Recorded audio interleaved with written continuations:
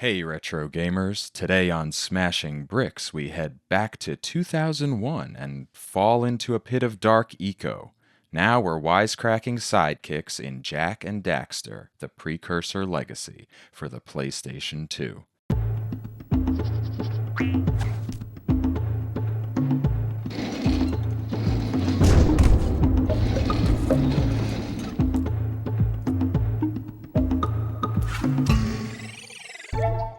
Hey, welcome back to Smashing Bricks, a retro gaming podcast. This is episode 47.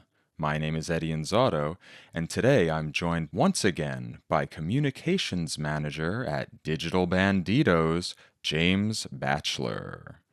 How you doing, James? Hey Eddie, how you doing? Good, except that I wrote, I'm joined by once again by in my notes, and it kind of messed me up. It really got into my head as I was reading that, but I think I handled it. Um, how's Digital Banditos going? Yeah, it's good. As we record, we're gearing up to launch another game in exactly a week, so kind of all hands on deck. I'm still really enjoying being on the kind of the indie publishing side of the games industry now. It's a lot of new challenges, a lot of interesting stuff, working a lot more closely with developers, which is the best part.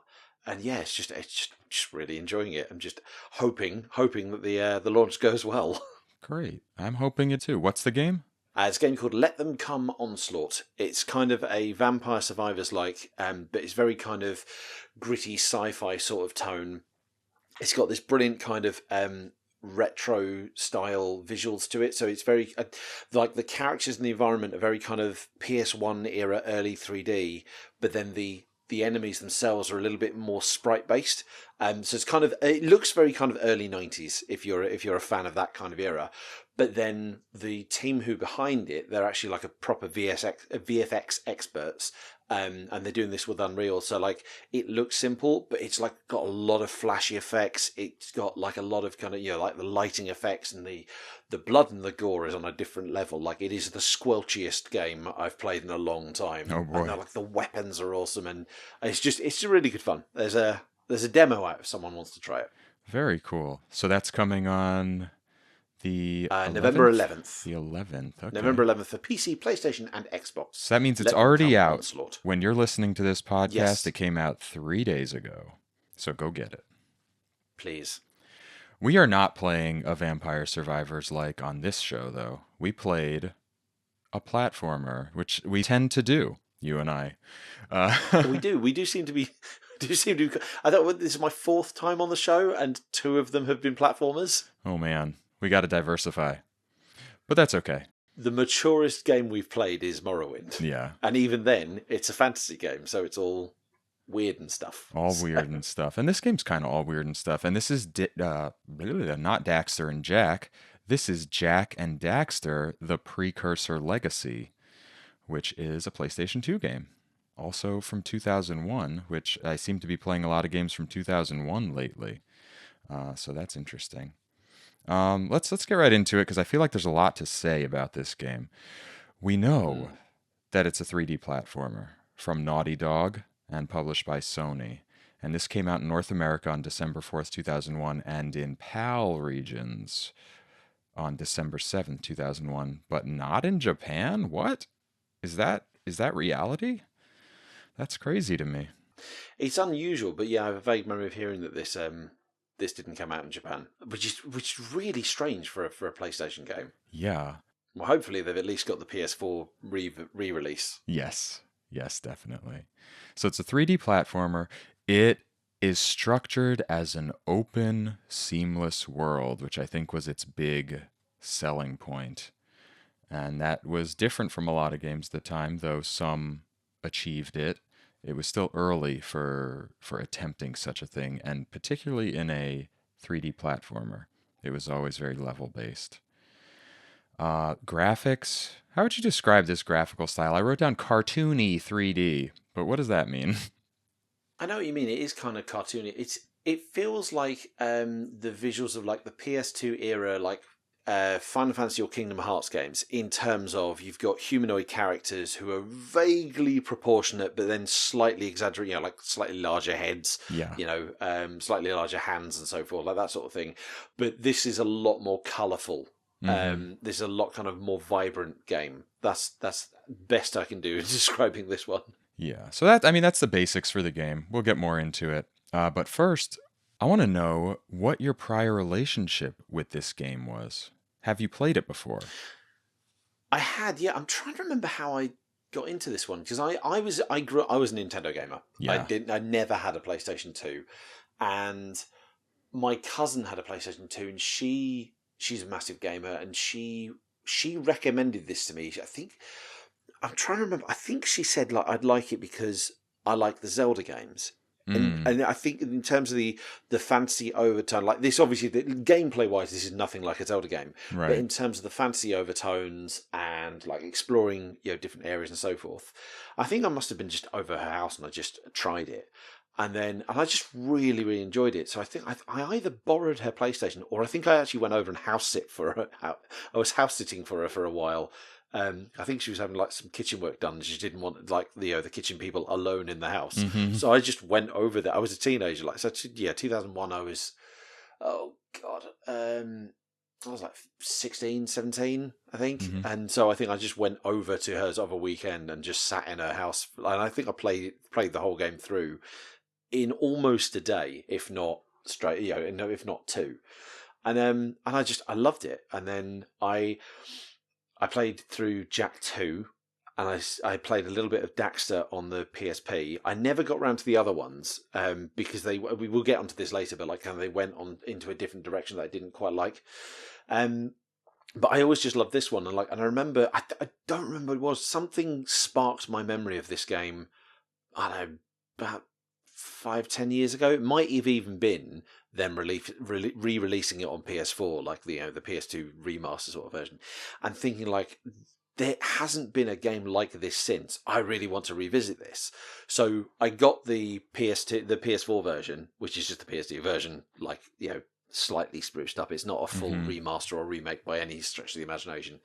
And I think I dabbled in it a bit. And then when we've been brainstorming ideas for games to play for the show, I think I've been quite vocal about my support for this one. Like I've been really looking for an excuse to go back to this one to see if it's as good as I remember. Well, we'll find out. I never played this before. Isn't that crazy? I'm really intrigued to see what you thought of it. Yeah, it's pretty nuts. Because I've got nostalgia on my side. I've got they don't make games like this kind of attitude to it. Yeah. Well, I have that attitude in general as an old man, but I also played through about 36 or 37% of it in my first sitting. I just sat down and I said, "Let me see what Jak and Daxter is like." And I did this following the Klonoa 2 episode because Klonoa 2 was a platformer on the PS2 in 2001, and I was going over some of the games of 2001 to see what they were like because we wanted to talk about 2001 games in the bonus round.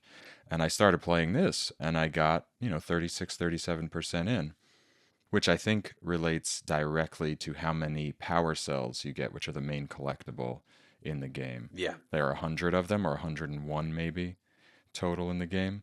So essentially, every one you get is 1%.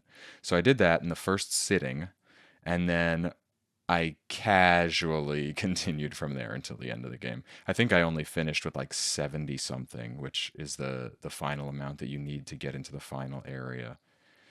But but anyway, that's my experience. Nothing else. Never played another Jak and Daxter game. That's all I got. I played Crash Bandicoot 1. That's it. So when I first played this, I'd never played the Crash Bandicoot games. Oh, interesting. And then I have since played, I think we downloaded, because you could on the PlayStation 4 or 3, on the PlayStation 3, you could download old PS1 games, and we downloaded Crash Bandicoot 2 because my wife absolutely loved that game, and I was like, oh, okay, yeah, I've never tried this, we'll give it a go. Then obviously they did the Insane Trilogy, the remake, and I've got that, and I've played through most of that. It's really interesting going back to Jak and Daxter now.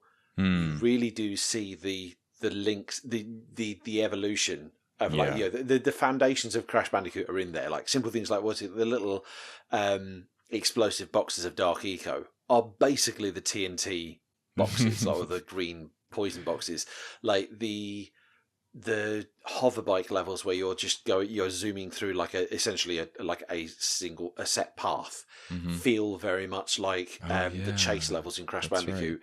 There are some sections where the camera will move so it's side on, so you're like jumping over platforms and swinging on poles and stuff.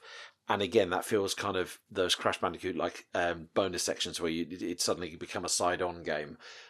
You really can see the DNA of Crash Bandicoot in this. Yeah, for sure. Speaking of which, let's talk a little bit about the history and where the team came from with Crash Bandicoot and where they went to. First of all, though, 2001. I gotta land on 2001 again. We had a bonus round episode. If you're not a patron, go become a patron. Listen to the 2001 best of episode because there's so many games in there. We talked about a ton. But just as far as platformers go, some of the games that were out at this time, they either came out in 2000 or 2001. I think these are all 2001. There's Conker's Bad Fur Day, Klonoa 2, Lunatea's Veil, Super Mario World, Super Mario Advance 2, Pikmin came out, Sonic Adventure 2, Wario Land 4. So things were going on in 2001. Some of the notable people behind this game are director Jason Rubin and programmer Andy Gavin, the founders of Naughty Dog. They worked on all the Crash games, all the Jak games, and designer Evan Wells, who ended up becoming the president of the company. He worked on all the Jak games before that. Mark Cerny worked on this game after he left Universal along with Naughty Dog. And composer Josh Mansell returns from the Crash series, and these were pretty much his last games, the Jak series. We also had some interesting voice actors like Dee Snider from Twisted Sister, I believe. He's the lead singer from Twisted Sister as Goal. And Max Casella, who is an actor who you may or may not know. He played Daxter. He did a lot of voice acting and some like kind of mid-tier roles in a lot of films. You can kind of tell that Daxter of all of them is voiced by a proper professional voice Yes. actor because he of the whole cast he sounds the most like a Saturday morning cartoon sort of character. Yes. Which is, a lot of what they were aiming for. But the kind of beginning where this game began was with Crash Bandicoot because Universal retained the rights for Crash Bandicoot. But at this point, their contract with Universal had ended and they had essentially lost Crash Bandicoot. And they wanted to make a successor that was all theirs, but better. And they wanted to incorporate elements of games like Banjo Kazooie and Zelda, as you had mentioned, combined with the vibes of Crash Bandicoot. And it was also kind of inspired by Spyro and by Mario 64. Those games had a little bit of that 3D open world as well. This was their first PlayStation 2 game. Development began in January of 99, and the team had expanded from only a handful at that beginning stage to about 36 by January of 2000, which was more than double of the Crash Team Racing team. Naughty Dog was sold to Sony in early 2001, which was the year this was released at the end of the year, and this was, mid-development. And the game was revealed. It was called Project Y at first, but it was revealed on May 14th, 2001, and shown a couple days later at E3. And then, my heart just sings for this. It was released that same holiday season. Shown at E3 that year, released that holiday season. It's all I ever want out of any game previewed at E3. Man, what a time. They did have crunch, though, and they had to delay the game by a month. They originally wanted it to come out in November. As for ports and remakes, we got a 2012 Jak and Daxter collection on PS3, which you mentioned, and it came to Vita the next year, 2013. We also had, just a few years ago, some fans reverse engineered the game and unofficially ported it to modern PC platforms. They titled it Open Goal, named after the engine, the Goal engine. That's pretty cool. Kind of like what they did with the Ship of Harkinian Zelda Ocarina of Time, and some other Nintendo Mm. 64 games have gotten this treatment. It's becoming a trend, and I like it. Okay, the reception. Some people called this better than Super Mario 64, and some people called this better than Banjo Kazooie. But then again, some people said Banjo Tooie was better than Banjo Kazooie, so we'll see. And they were wrong. They were so wrong. A lot of the praise went to the open world and things that came along with that, like how far you could see in the distance, and the art and the design in general was praised. And we got a Metacritic average of 90%, 90 out of 100. Nice. Yeah. As for awards, it did win Best Platformer from IGN. It did lose Best Platformer from GameSpy to Klonoa 2, which I mentioned a couple episodes ago. It did win the original game character of the year, Daxter, at the GDC Awards, and it was nominated for a bunch of other things like Achievement in Game Design, Action Adventure Game of the Year, etc., etc. But it was recognized. So that's what everybody else thought about it. But what did James think about it, and what did I think about it? We played it.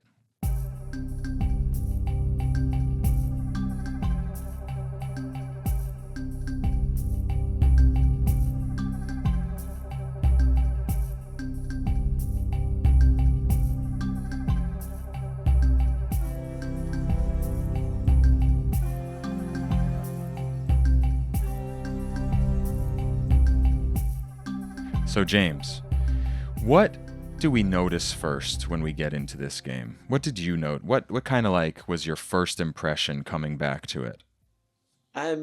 First impression is it's the structure, and this is the big Mm-hmm. point of why I've been itching to get back to this. Is it's the open world structure. Like, to describe it for people who haven't played it, essentially it is essentially like a collection of levels. You've got a swamp level, a temple level, a beach level, etc. But you walk between them with no loading screens at all. Like, the opening area, after you've done a little kind of, the cutscene, and you've done the tutorial island. Once you've done tutorial island, you walk back to the village. You can wander around the village and talk to people and find out how they want to get power cells. And you can then either walk to the beach. You can see like the beach area, and you walk straight up to it, or you can see the Forbidden Temple, I think it's called, and you walk like down, down the beach a different direction into that. And Yeah. that early section, so you've got the village level, the beach level, the temple level. There is Tutorial Island and Misty Island. Those two, there's sort of a loading thing in terms of like you get a boat over to Misty Island or you take the portal over to Tutorial Island, but there's no physical loading screen, which we were so used to. I mean, like, this was the era of, this was very soon after the era of, like, the PS1 loading screens, which, as powerful that machine was, I remember spending so long waiting for PS1 games to load one room for another. So to have this truly seamless game where, you can go like the different areas, different levels, etc., without any loading screens at all. Obviously, then you're doing some tricks, like, like I say, a boat or a portal, or I think at one point there's an elevator, like, to kind of disguise the loading. It was incredible. And like, I was struggling to think of another platformer that has done this since Jak and Daxter.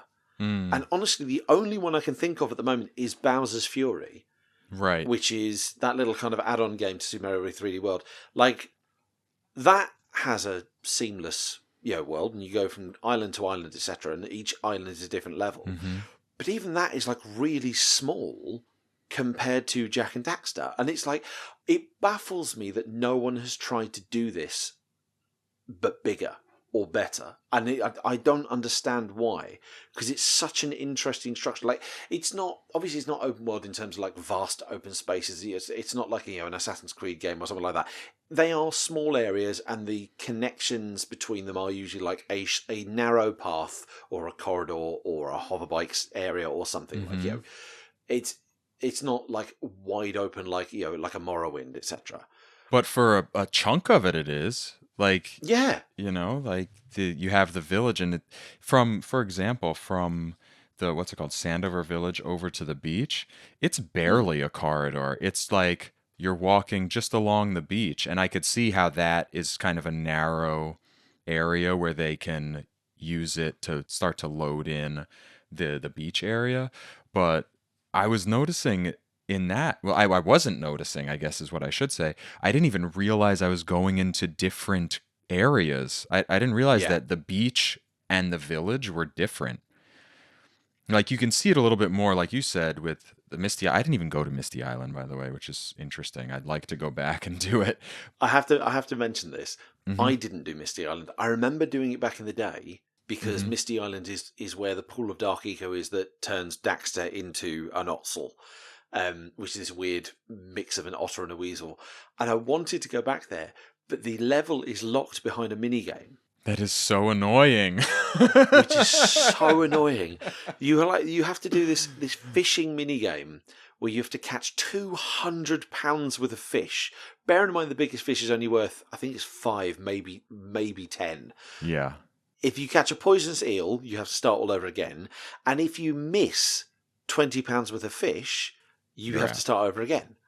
And it's like, I tried. I spent so long playing this, and I just couldn't get it. Like I'd have managed it back in I must have managed it back in the day, but I just couldn't do it now. And it's like you're locking an entire level behind a mini game, which is such a weird decision to make. Narratively, it makes sense because like you're helping the fisherman so that he'll give you the keys to his boat, which you'll Right. use to get over to Misty Island. I understand the narrative concept behind it, but mechanically, it's such a frustration. Yeah, I think that was a bad decision. But Hmm. I didn't try to play it much. I played it one time and I was like, I could do this. I'm pretty sure I could do this, but I'm just not gonna because I didn't realize exactly that it was going to be an entirely extra level to go on this Hmm. boat. So I just went about my time in the Forbidden Jungle, and ultimately I got the number of power cells I needed to progress through the Fire Canyon to the next hub area, and I just forgot about Misty Island, or I forgot about the fisherman's boat that I didn't even realize was going to another level. It was just, one of the power cells that I decided I was not going to get because I was not Yeah. being a completionist on this play because I didn't have to, and I like that about collectathons when you don't have to get a really high percentage of the stuff, when you could be a little bit more casual and be like, I'll get 80% of the things, whatever it is. In this game, as we said, you only need like 70 something percent to get to the final boss. So I just totally skipped it. This is another thing I enjoy compared to games nowadays. You only need 70% to get to the final boss, Hmm. and that is 70% of the game, and that's just the main game. And it took what? I don't know. I think I was playing for like 20, 25 hours at most. Hmm. Whereas, like, nowadays, you play a massive open world game, you complete the main quest, and actually, you've only done 30% of the game because there are so many side quests and collectibles and Right. challenges and this and that and the other. It's like, it was so nice playing a game. I have to say, this is one of those games where I've gone back to it and I'm like, yes, this is how video games should be. And I know that is old man speaking and like nostalgia for a simpler era. But honestly, like, it's so simple. Each level has got 7 or more power cells, which are your Right. main collectible. They are your power stars from Mario 64, your Jiggies from Banjo Kazooie. Each level has one of the power cells is collected by finding 7 scout flies, which are just 7 red boxes you smash, and a little robot comes out. And once you find the 7th one, you get one of the power cells. Red coins. 8 red coins, yes, exactly that. And then each level has, I think it's like 50 or so precursor orbs, which are just coins. And you can collect all of them in a level, but it is not by any means essential. Yeah. And that is it. I love those precursor orbs though. They look like they're straight out of the Fifth Element. They're egg shaped. Yes. They're just they're just fun to collect. I see them and I want to go get them, which sometimes, you see things in games you're like, I don't care. But I like those, and I like that they're incentivized because you have your main power cells, but you also have some of the ones where there's a character just hanging out somewhere in the hub world, and they're like, "Hey, bring me 90 of those precursor orbs, and I'll give you my power cell." And then you have these other statues where you can give them 120 twice. Yeah. So there's always a reason to collect them. I started to resent that after a while. Like, I'd much rather that than these the precursor orbs be used as a random currency to buy like, if this was made now, they would be used for like upgrades or a skill tree or something stupid like that. Hmm. Like, I think it was more just the fact that, like, I mean, by the end, so the third area, which is like the volcanic crater, that's the hub area where you go to a couple of levels off that. There are like a couple of miners up there, and they 4 times you can give them Yeah. 90 orbs to get a power cell. And there's part of me is like, but that's 4 power cells that could have been more of a challenge to get. Right. Because the precursor orbs are not a challenge to get. They are just in lines, like just hanging around each level. They aren't difficult to find. And I Hmm. think by the end, I was like, right, hang on. So there's always an Oracle statue with 2. I need 124, and there's characters that just need 90 and so forth. I'm like, every time it reminded me of, funnily enough, a year later we had Mario Sunshine, Hmm. and I think The that had blue coins. 120. Yeah, this is the blue coins, isn't it? That had 120 shines, but I think only about 70 or 80 of them you actually get by completing challenges, and the rest you just buy, Hmm. with blue coins. And it felt like that. It's like if they hadn't done the whole "give me money and I'll give you a cell," what kind of challenges could they have added? Like, I know there was crunch. Like, it's one of Yeah, I wonder if it's it one of had to those do things. with the Like, if they had crunch. more, maybe it may well have done so. Yeah, it may well have done so, because it means, like, like the villages themselves don't feel like levels as such. Like, I mean, they're meant to be hubs anyway. But, like, Sandover Village, Rock Village, and Volcanic Crater, like, they could have, Sandover Village has got a challenge in there that you've got to, I think it's the cows. You've got to, like, herd the Hmm. cows back in the field, and that will give you a power cell. And I was hoping for more of that in the villages. I think the Rock Village, certainly, every single power cell you get from that area is just, you speak to a character and you either do something for them in another level, which kind of feels like a side quest, and I didn't mind those, Mm. or you just give them money and they give you a cell. And it's like, Yeah. I feel like I'm missing out here. Yeah, I could see that. I definitely see that. And actually, now that we're thinking about it, and you did bring up how it's 4 for those miners, where in the previous Hmm. 2 hub areas, I think you only give the 90 orbs twice. So like they had to figure out 2 more. Maybe there was meant to be some other task in the hub area, and they were like, we'll just make it more orbs. Because again, the only hub area task was in the earliest hub area, which was probably designed Yeah. earliest. But I could see it going both ways with the orbs. Like, yeah, it feels like, oh, you're kind of taking away some more game from me by making it this, you got to purchase them. But I also like that I care about getting the precursor orbs as opposed to them just being Yeah, useless. absolutely. It's nice that they're actually being useful. I mean, blimey, Mario coins have been completely useless for decades now. Hmm. Like, they just don't serve a purpose other than, like, maybe a quick health boost or something in some of the games. Like, Yeah. the coins are just there as a thing to collect. You're right. The orbs actually do serve a purpose, and that's great. I kind of wish it hadn't been as many, and there hadn't been as many instances of Yeah. buy a power cell. I feel you. Oh, and speaking of the coins in Mario, how did you feel about the health system in this game? Because that was the other collectible that we didn't note. Yeah, The green eco. I I was back and forth. The health system, honestly, I felt was quite punishing by the end. This is not a difficult game. Hmm. I've gone back to a lot of games in this era and thought, oh bloody hell, I am absolutely rubbish at this. And I overall fared pretty well at this, but yeah, the health system feels quite punishing. You've got a heart meter of 3 sections, so 3 hits and you're Hmm. out, you're dead. To replenish a heart section, you either find a big ball of green eco, which were extremely rare from my playthrough. I didn't Hmm. find many of them at all. You stand on a green eco vent, which I think are only in the beach area, or there's there's one in the precursor basin. So it's not like it's a regular thing. Most commonly you have to collect. If you smash open like there's loads of little like chests everywhere, like little small boxes. Smash those, and you find little 3 or 4 little green motes, as it were, of green eco. You have to collect 50 of those to Yeah. replenish one big heart. So One. you can take So Which crazy.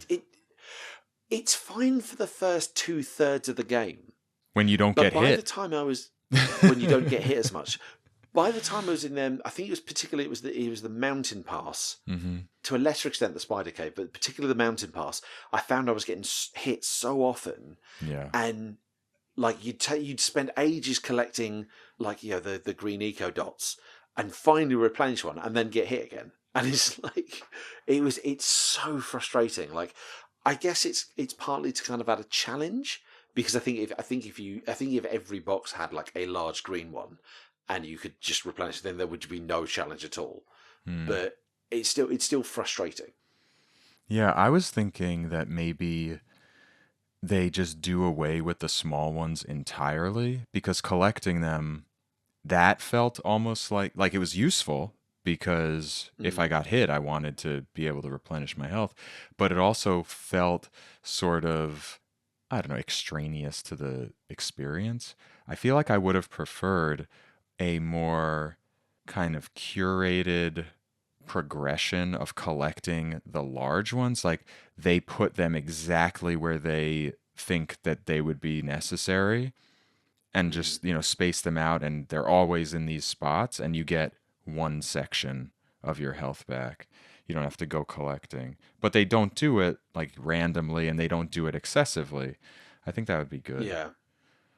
I don't know, but maybe not. Maybe it would make it easy.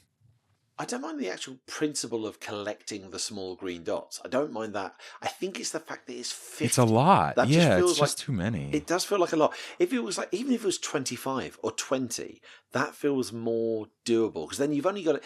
I think there was only ever like 3 to 4 green dots in a chest, and the chests are usually in like little groups of 3 or 4.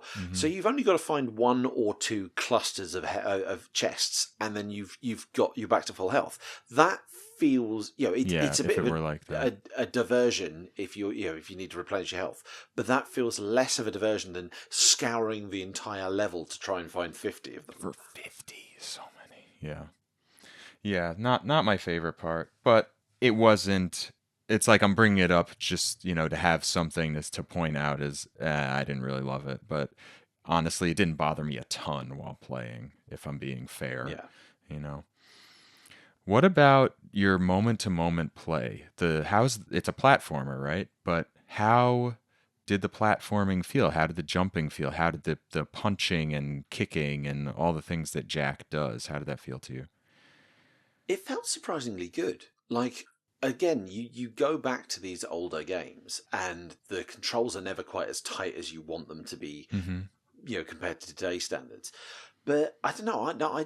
I don't recall having any serious problems. Like, it's weird. Jack's got like a quite a wide range of punching mechanics. So Yeah. he's got the standard like punch forward and then a spin punch. But then you can also do a crouch punch, which I think I only ever used like a couple of times. There's Like a there's particular a enemy that is really useful for the spiders. yeah. Do you know what? I used the crouch and punch so rarely I forgot about it by the time I got to Spider Cave. I think I only Oh. used it like in the beach area. You have to crouch and punch 3 staves to knock something out and reveal a power cell or something. Mm. But I just kept spamming the circle, like the spin Spin punch, kick? the spin kick. Yeah. Um, which was, so that was really good. The platforming itself, the controls, I felt like I was always in control of Jack. I don't think I ever felt like I'd overjumped or underjumped. I think towards some of the latter half of the game, it's the camera. I mean, this is the age-old story with any kind of early Mm. 3D game. The camera. The camera is a little bit too close, and it's not as maneuverable as you'd want it to be. There are some points where you just cannot move the camera at all. It It will gets not hung up a move. lot, compared to some other Yeah, platformers. particularly towards the end of the game, I found quite a few areas where the camera just zoomed in too close to Jack, and I just wanted to zoom out a Yes. bit. And like, if I could just see a bit more around me, get a bit more kind of peripheral vision, I'd be okay. Overall, no, I didn't have too many problems with him. I mean, yeah, okay, I fell down a lot of bottomless caverns towards the end of the game, but again, I blame that more on the camera than the controls. Yeah, something about it felt like the camera was too much of a physical entity in a world full of physical entities, Mm. and they had no contingency for that. Like if it hit a part of the environment, that's it. That there's something there. The camera can't go there. It was Lakitu holding the camera behind Maria. Just he just couldn't go Mm. there. So I remember in the I don't know if it was the spider cave or in the final area, the citadel. I was weaving the camera between some vertical supports of the platform that I was on, and it Yeah. felt like I was literally maneuvering the camera between things. And I don't know, I just You found feel that like you're interesting. controlling two things. You're controlling Jack, but then Yeah. you're also controlling this drone that is filming him. Yeah. But also the camera does its own thing okay if you just leave it, Yeah. if you don't try to get it perfect. But as far as the controls, I wanted to say that I feel like it kind of felt vaguely terrible physically as far as like the floatiness, but it kind of worked like it was tuned right. The platforms Yeah. were a good size. The distances for jumping were a good distance mostly. So even though he felt like comparing it to something like Mario, which has a heaviness and a precision to the way he jumps typically, this felt Yeah. like you're like, I don't know, a a feather jumping. Like I don't know that it's really going to work every time. And sometimes I did find that my double jump didn't activate. And sometimes I found that my initial jump didn't activate and I just ran right I off of the found that cliff. so often. There were so many times where it's like I definitely double jumped and it just didn't Yeah. even jump once. It's like you It have to just hit the fell. double jump on the up arc of your jump. Like once you're coming down, it's like you can't. You're goaltending in Mm. basketball if the ball's coming down, so you're not allowed to do it. That's kind of what I found, and that was really annoying for certain parts. But if I was focused on it, it was something I could adapt to, which was cool. I found that the final level was actually like a huge jump up in difficulty and platforming difficulty. So it became like much more notable then. Did you find that about the Citadel at the end? Yeah, I seem to remember having a lot of trouble with the Citadel compared to earlier levels. Mm-hmm. Um, but I think that's because the Citadel is like 90% bottomless cavern, Yeah. bottomless chasm. Sorry. So and it's the final level. Like and also I play these quite late at night, so I think I was quite tired. But yeah, no, there were irritations, but it wasn't like I can't play this. I need to put this down. This is broken. Yeah, no, it was not that. It didn't get to that point ever for me. Yeah. What about the bike? Whatever it's called, the hover bike? What's it called? I don't know. It's a hover bike. Um. Oh, isn't it the Zoomer, the anti-grav Zoomer? Yeah. That I actually found more floaty than Jack. Yeah. It like skids. It skids. It doesn't turn quite as tightly as you want it to. Mm-hmm. Um, I was glad that the use of it was quite limited to 3 areas. And then there was a level. The Precursor Basin is essentially a level that is built around the Zoomer. Yeah. That was my favorite use of it, was in the level. Yeah, I absolutely. love That that. felt great because it was less punishing. All of the other traversal areas, which are just, we're getting you from one hub to another, there's a lot of, pits to fall down. Yep. There's the whole lava conceit of, right, you can't just take your time in this. The heat is gradually increasing, so you have to smash through water balloons or boost through as fast as possible Mm-hmm. because otherwise you're just going to blow up because arbitrarily you are. I kind of felt like if those mountain pass didn't have that, like if all 3 areas had been more like mountain pass where you could go through it at your own pace, Mm-hmm. I think it would be a bit more enjoyable. I mean, it was nice. It brought a little bit of variety to the game. Yeah. It gave a great sense of like the distance you're traveling rather than everything. Rather than because if those sections weren't there, the Citadel would just be a short and pleasant walk from Samos's hut in That's Sandover true. Village. Like, so it makes the world feel bigger, and it weirdly it fits. What I love about this game in particular is that the design of the characters and the precursor orbs and the levels and so forth, it feels like a fantasy game. Mm. There's everyone's wearing like quite basic clothes, and they're farming cows, and they've got little huts, rather than like full blown houses and so forth. But there's elements of sci-fi in the precursor objects and the precursor city, and then the Zoomer. And what I like is that it didn't feel out of place. It didn't feel like you've randomly got like it's not like randomly getting a motor. Well, I guess I was going to say it's not like randomly getting a motorbike in Zelda, but they've gone and done that. Yeah, it didn't feel out of place. I think the Jak and Daxter series does a really good blend of this game in particular. Does a really good blend of fantasy and sci-fi that makes it feel quite unique. And the Zoomer is a prime example of that. Yeah, it feels almost like magic tech, like games that have Yes. technology based on magic. That's what it kind of feels like to me. Yeah. No. Exactly. Yeah. Because it's all powered by eco, isn't it? And eco is basically magic. Yeah. So that does feel cool.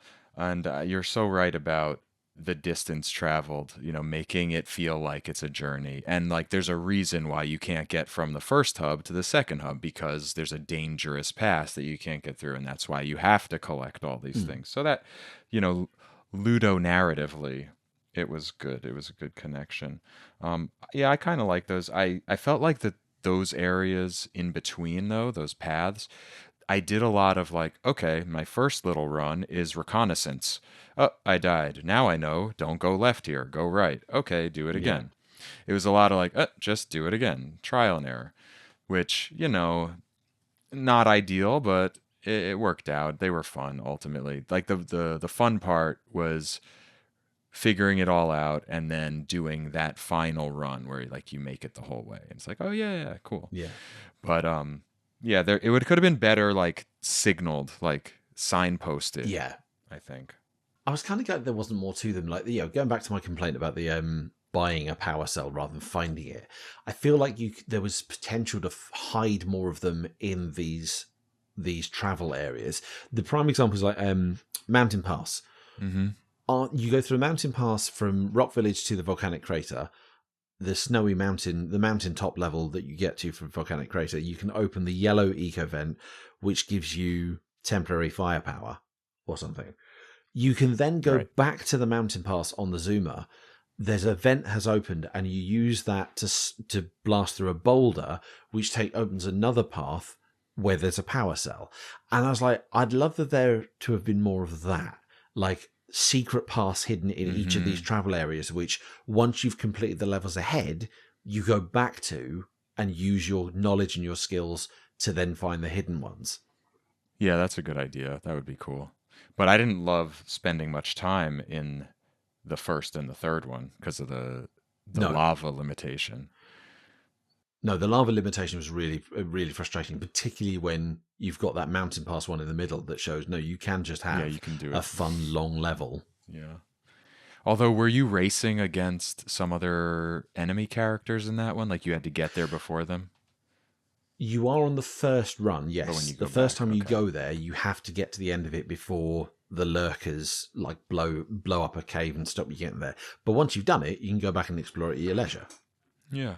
Oh, Which so you they could can't have really they could have do. explained it away in the hot ones by saying, "Oh, now that you've gotten through here, we're upgrading the bike so it can withstand this level of heat. So you can spend as much Yeah, time as you want. Done. No change. Just a yeah. small conversation with Kira." What else? Bosses. There are 2 bosses in this game, right? 3 if you count the weird plant thing in the temple.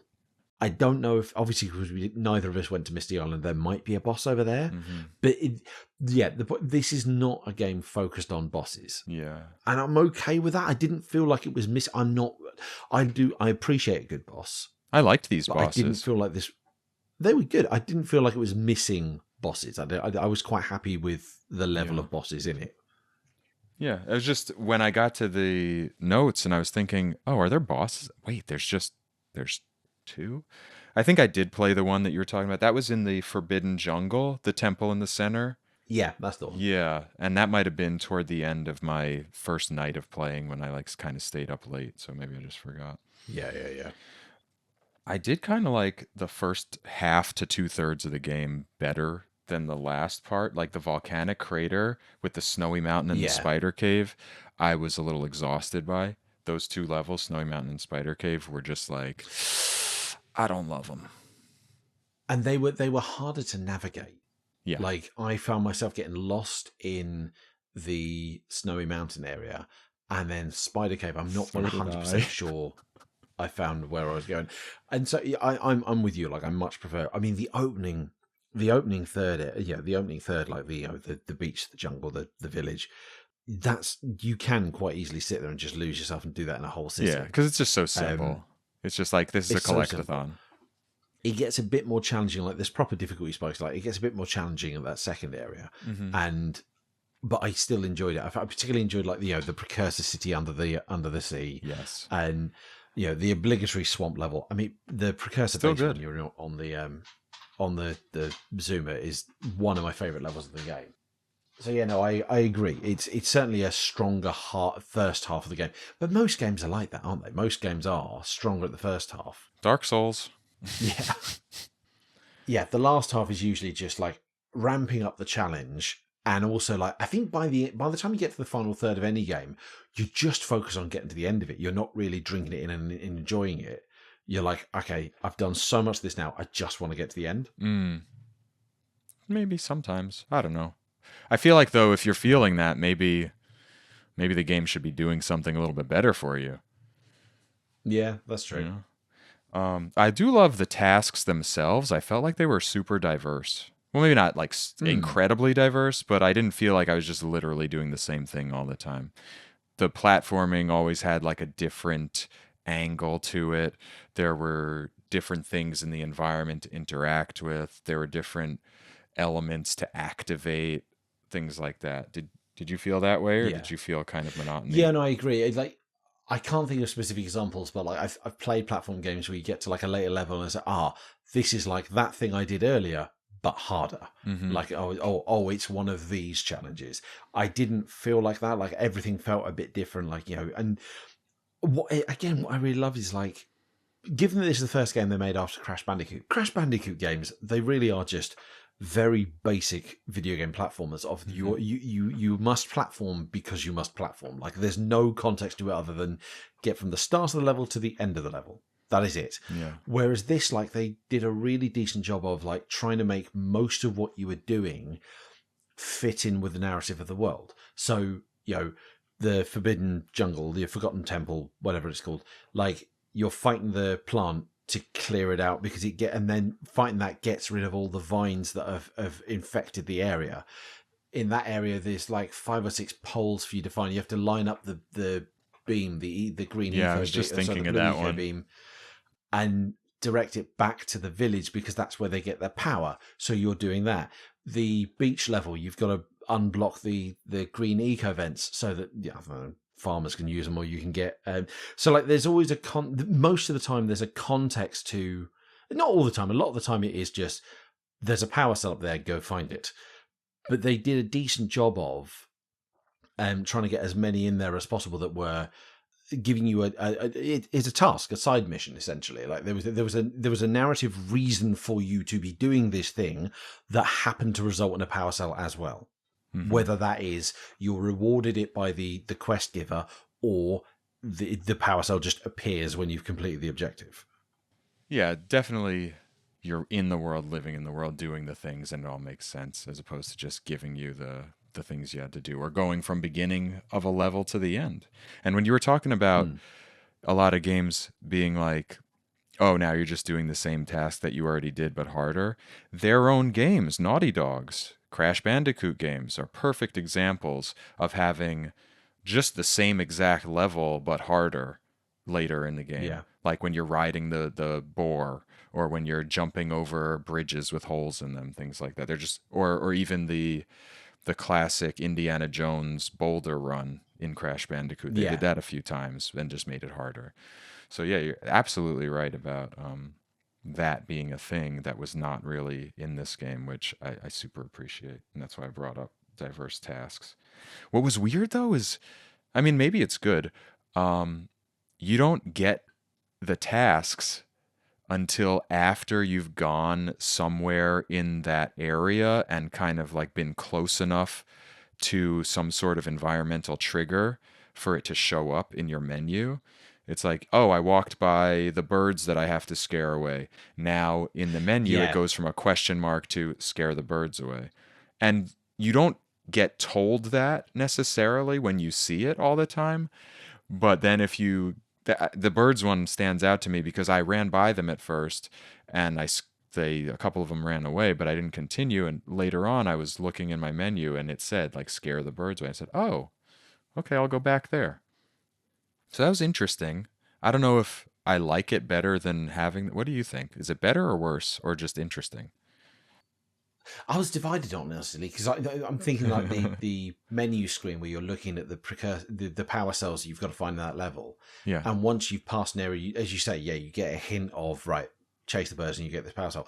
When it was just blank or a question mark, it's like, well, I have on the nothing to one go hand, on. it's like, that's really you've got nothing to go on. On the other hand, like, well, that's trying to encourage me to explore. Like, I Right. need to keep looking around until I work out where another power orb might be. Which was absolute hell in the snowy mountain, as you alluded Absolutely, to. yeah. I got so lost there also. I didn't Yeah. chime in earlier, but it made me laugh because I was like, I was lost for hours there. I think because the vast majority of the levels, Hmm. with the exception of Spider Cave and Snowy Mountain, the vast majority of the levels are small enough, or at least not linear, but guided enough. I'm feeling like, that the Lost, the Precursor City, the underwater city area. There's kind of only one route through that. You go that is a relatively linear path Hmm. through that city. And that means you will inevitably pass all of the cells you need to get. And then when you get back to the start, you just go do another loop and collect the ones you've missed. So yeah, I was divided on that. Like, I didn't, it wasn't a deal breaker for me, but equally, like, there was definitely room for improvement there. Yeah. Yeah, I was kind of the same. I was like, I don't know. I see pros and cons to this. But later on, when I was experiencing the cons, I was like, I got no idea where to go for this freaking power cell, dude. I guess I'll just walk around for a while. And when you were talking about those later levels, I just came up with a theory about why they are built the way they are. And I think it has to do with the technology behind the open, seamless world. Those larger levels, I noticed that they are organized into kind of disparate sections with Yeah. connecting areas. And maybe when you travel through those connecting areas, it's like a loading opportunity for the other That's half possible. of the open space. Yeah, Maybe. that I could be don't it. know. I didn't design the game. Um, Anything else that you want to just talk about, like a favorite part or something you didn't like or something notable before we get into our final thoughts? The last one is it's the characters themselves. Hmm. Like, I know there's not a lot of story here, but there's definitely a lot of character and personality. So Yes. obviously the prime example of that is Daxter. Yes. And I find this so fun. Like, Daxter is clearly one of those, like, kind of Marmite, love it or hate it kind of characters. I Uh, can see why people find Daxter too much with the yes. loud, cartoonish voice and the just irritating personality. I love him. He's a I New absolutely love Yorker. him. I love, yeah. I love every comment he makes. I love that. What's it like? Most of the time when you die, Daxter runs up to your, like, corpse, and then you get a short cutscene of him saying something along Whatever the it lines is, of yeah. Jack, don't leave me. Can I have your record collection or something like that? So I love Daxter. I love, like, same as your mentor, like, Hmm. is proper cantankerous, like, no, he has no time for your bullshit kind of Yes. mentor. Like, usually you get the wise old man who's all knowing and, like, absurdly patient with the hero, and he's like, he just doesn't take any crap. Kira is so lovable Hmm. as she's, over the course of the series, she's obviously like the love interest of Jack by the end of it, and, like, there's hints that they're going to kiss at the very end of this game. She's so lovable. I got, like, kind of Gadget from Rescue Rangers kind of vibes. Hmm. The Yeah. chirpy inventor girl. Yep. That said, the only, like, the few female characters this game has, you can really tell they are designed by men for men. For Like, boys. Yeah, well, yeah, okay, yeah. By men for boys. Yeah. You're absolutely right. That there's just no reason for it. But it's very kind of this is very much of its time. This is very much, we know our audience is teenage or preteen boys. Mm-hmm. But yeah, like the main thing was like, the humor, the personality all the characters got, even the side people you talk to, that that you usually get a power cell from if you buy it, like, they've usually got quite a distinct personality and quite cartoonish, and like I don't know, I just really enjoyed it. It kind of felt like they felt like characters rather than just video game NPCs who just stand there and give you a quest. Like they actually felt like characters in this world. Mm-hmm. And so yeah, I enjoyed it. I enjoyed the humor of it all. Yeah. Yeah, me too. Those characters were solid to me also. Okay. So I feel like our final thoughts are a foregone conclusion almost, but let's do it anyway. On Smashing Bricks, we always play these games to come to a conclusion about whether they were or are going back and revisiting in now 2025, almost 2026 and beyond. And if they are, if this was a good way to spend our time, then we call them a smash. And if they weren't or aren't, well, then they're more of a brick. So, James, what do we have here for Jak and Daxter? I think this game still stands up so well, given how old it is. It's what, Mm-hmm. 24 years old this year. Mm-hmm. It's still very, very playable. It's still it's very nostalgic if you're a fan of that kind of early 3D kind of platformer.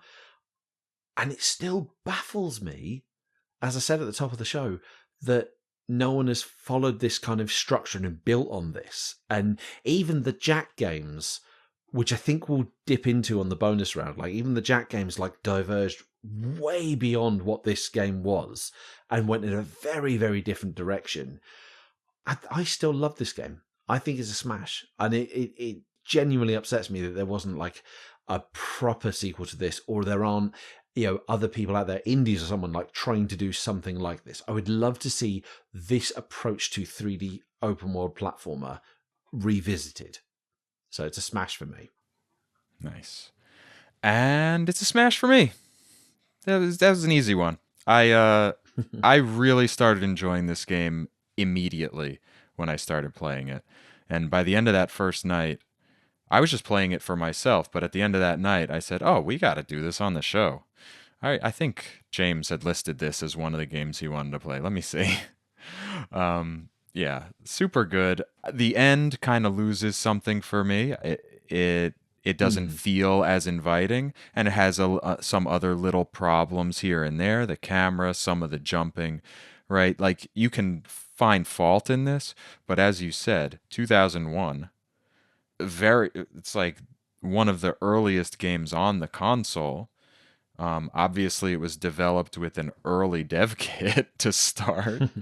Um, Really good, just really good. And for the time I didn't play it, I wish I had. I feel like it would have been really significant to me if I had played. I think this is a game that if I had played in 2001, it would be a game that I held really close to my heart now.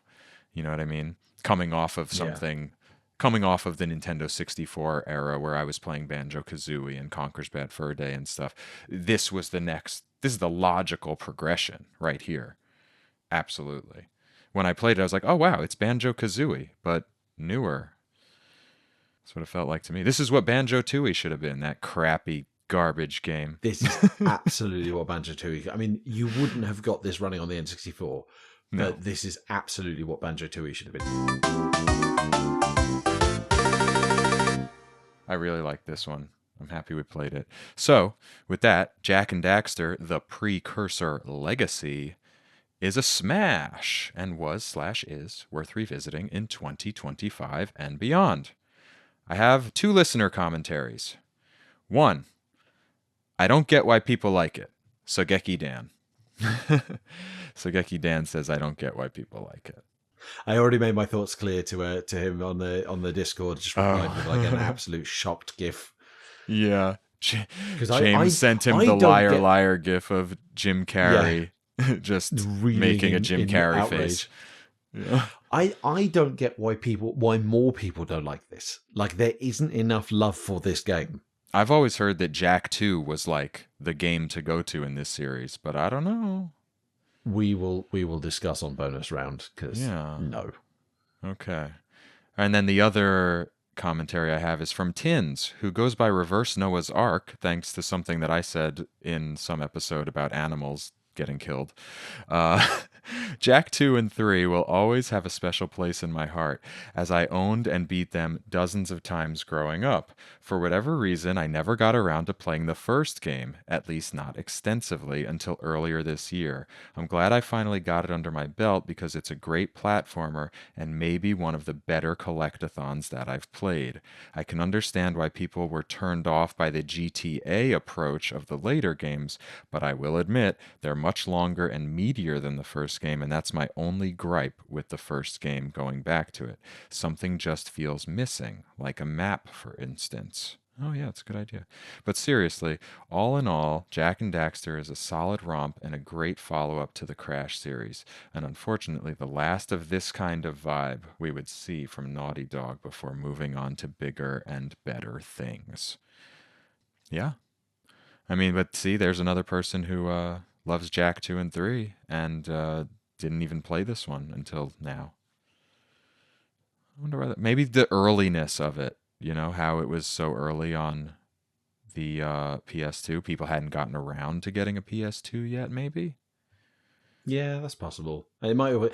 I mean, also, this came out 2001, late 2001. Obviously, you had another small game that came out on the PS2 and had made waves called Grand Theft Auto 3. Hmm. And so, it when you've got Grand Theft Auto 3, which completely revolutionized, or at least, massively evolved 3D open world games, having a quite childish seeming platformer that feels like it's an improvement on like kind of the Marios and the Banjos, but like put the two side by side, and what's the PlayStation generation of players going to go for? They're going to go for Grand Theft Auto. Yeah. And Naughty Dog is going to turn themselves into Grand Theft Auto. Exactly. Okay. Thanks, everybody, for listening and playing along with us. And please, if you like the show, do tell your friends. Tell your friends in real life. Tell your friends online. Tell people at the grocery store. Spread the word about Smashing Bricks. If you haven't yet, go to Apple Podcasts or your favorite podcasting platform and leave us a glowing rating and review if you like the show and if they have them. I'll always be on the lookout for reviews to read on the show. And actually, I have one right now. It's a 5-star review on Apple Podcasts. It says, "Excellent podcast," and this is by user Armory. "So happy I found this podcast. The host Eddie is super knowledgeable, about all things gaming, as well as fun and entertaining. His passion for gaming shines through each episode. He also regularly has on guests that bring a wealth of knowledge and experience. The podcast covers a broad spectrum of games and consoles, allowing you to reminisce about games you love or exposing you to games you may have never played or even heard of. Highly recommended." Wow, I'm hiring this person to write my marketing copy. Thanks. Yeah, so if I get your review, if I find your review, maybe I'll read it on the show. So get out there. We also got a 5-star on Pocket Casts recently, which, if that was you, thanks. Other ways to support the show. You can go to Patreon to support the show monetarily while getting some fun perks. You go to patreon.smashingbricks.com or patreon.com/smashingbricks, and you can become a patron for as little as $1 a month. All patrons get a shout out on the show and patron designation in Discord. Fireflower patrons get brand new bonus round episodes every single month, and you get to add games to a smaller list that will be selected from for upcoming power-up episodes. Tanuki tier patrons get my handwritten notes for every episode, as well as ongoing recognition on the show, like Ms. Muso, thanks Ms. Muso, is getting right now. And Starman tier patrons get to be a guest on the show for an episode. Oh my goodness, how amazing. Smashing Bricks has a Discord server for the retro gaming community to leave commentary about upcoming and past games and talk about just about anything else with other Brick Smashers. Links to everything else can be found at links.smashingbricks.com. As for next episode, I am still devising some sort of holiday plan. It's partially formulated, and I will reveal more in the coming days ahead. So get your hands on a copy of whatever I eventually reveal to you, play along, send in your thoughts, and join us next time on Smashing Bricks. That wraps it up for today. I'm still Eddie Inzauto. That is James Batchelor. Thank you, James. It is. Thanks, Eddie. Thank you so much for having me on. Lovely having you. And until next time, may the nostalgia be with you. Hey, Jack! Can I have your insect collection?